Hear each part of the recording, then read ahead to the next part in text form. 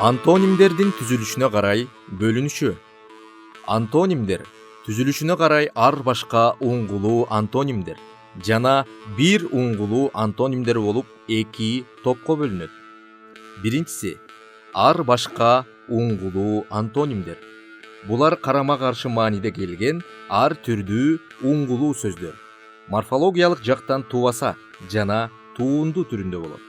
Мисалы, чын, калп, март, сараң, мыкты, начар, кемеңгер, акылсыз, кедейлик, байлык, кастык, достук, кадырла, кордо. Экинчи, бир уңгулуу антонимдер. Бул типтеги антонимдер бирдей уңгуларга карама каршы маанидеги сөз жасоочу морфемалардын жалганыш аркылуу уюшулат жана негизинен туунду сөздөрдөн турат.